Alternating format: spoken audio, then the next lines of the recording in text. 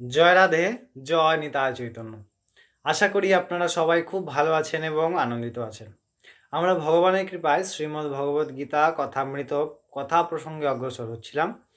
আগের দিন আমরা 20তম শ্লোক দৈবাসুর সম্পদ বিভাগ যোগ আলোচনা করলাম। ভগবান এই 20তম শ্লোকে বললেন যে যারা অসুর বৃত্তির জীব তাদেরকে আমি অত্যন্ত নিকৃষ্ট অসুর জনিতে পতিত করি এবং তারপরে সর্বোপরি তাদেরকে নরকে পতিত করি। ফলে তাদের জীবন, তাদের যে সেই যে যাত্রা তা অত্যন্ত দুঃখ এবং কষ্ট এবং ক্লেশময়। তারা কিসের জন্য এই কর্ম করেছিল? না সুখ প্রাপ্তির জন্যে। তাদের প্রাপ্তি কি হচ্ছে? না দুঃখ।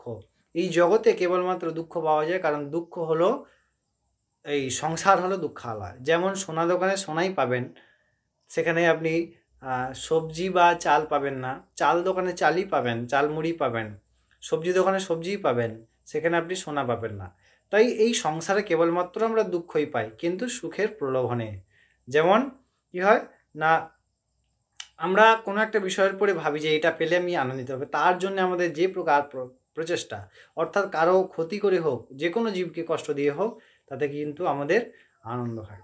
তো এর ফলে কি হয় না, আমাদেরকে নিরন্তর দুঃখ প্রাপ্তি করতে হয়। ভগবান এবার এই যে যোনির কথা বললেন এই শ্লোকে, অর্থাৎ 20তম শ্লোকে। এবার 21তম শ্লোকে ভগবান, আজকে যে প্রসঙ্গ আলোচনা করব, 21তম শ্লোকে ভগবান কি বলছেন না, বলছেন যে এই যে নরকে পতন করা হয়, এই পতন যে হয়, এই যে নরক বিষয়টি, এর যে প্রবেশ পথ, প্রত্যেকটির তো একটি প্রবেশ পথ থাকে, তাহলে এর প্রবেশ পথ কি ভগবান বললেন। আমরা অত্যন্ত মনোযোগ সহকারে শুনবো এবং তাহার অত্যন্ত সুন্দর ভগবান বিশ্লেষণও করেছেন।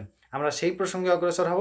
অবশ্যই প্রথমে আমরা এই শ্লোকটি আস্বাদন করে নিই। ভগবান এই 21তম শ্লোকে দৈবাসুর সম্পদ বিভাগ যোগে অর্জুনকে বলছেন যে ত্রিবিধং নরকাস্যেদং দ্বারং নাশনমাত্মনঃ কাম ক্রোধ তথা লোভ স্তমাস্তেতৎ ত্রয়ং ত্যজেত।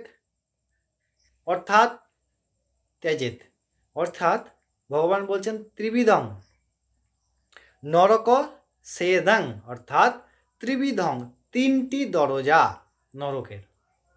কি কি না, কাম ক্রোধ তথা লোভ, অর্থাৎ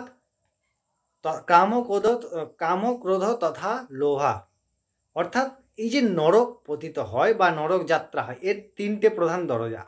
কি না, কাম, তারপরে ক্রোধ, তারপরে লোভ। কাম ক্রোধের উৎপন্ন করে, ক্রোধ কি করে না লোভের উৎপন্ন করে। কাম ক্রোধ লোভ মোহ মত মাৎসর্য, এই ছটার মধ্যে একটি বাকি পাঁচটির সঙ্গে সংযুক্ত বিশেষভাবে। কাম থাকলে ক্রোধ থাকবেই, কারণ কাম তো সবসময় পূরণ হবে না। যখন পূরণ না হবে তখন ক্রোধ। সেই ক্রোধে কি হয়, আমাদের বুদ্ধিভ্রম হয় এবং সেই ক্রোধের কারণ আমাদের অত্যাধিক সেই কামনার প্রতি লোভাসক্ত হয়ে, এবং লোভ একমাত্র পাপের পথ, লোভ একমাত্র নষ্ট হওয়ার পথ।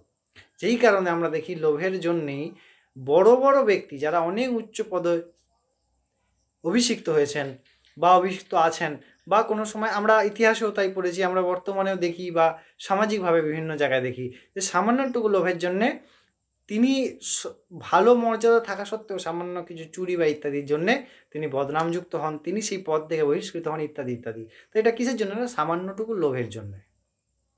তা এই যে লোভ, এর প্রাপ্তির বিষয় কি না, এর এই বিষয়টি পেলে বা এই জিনিসটি পেলে আমি আনন্দিত থাকব, কিন্তু তার যে গতি হচ্ছে তা কি, কেবলমাত্র সেই লোভের পরিণতি অত্যন্ত দুঃখ।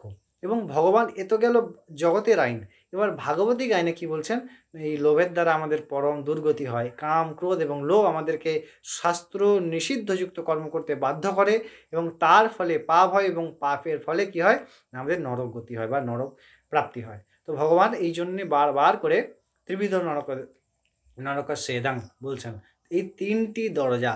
তাই আমরা এইগুলিকে জয় করা এত সহজ নয়, কারণ এগুলি কিন্তু মায়ার দ্বারা পরিচালিত। তাই কেবলমাত্র ভগবত চরণের শরণাগতি একমাত্র আমাদের সর্বপ্রকার দুঃখ, সর্বপ্রকার কষ্ট থেকে উদ্ধার করতে পারেন। অবশ্যই আমরা পরবর্তী দিন আবার পরবর্তী শ্লোক নিয়ে আপনাদের সঙ্গে ফিরে আসবো। ততক্ষণ আপনারা অনেক ভালো থাকবেন, আনন্দ থাকবেন। জয় রাধে, জয় নিতাই চৈতন্য।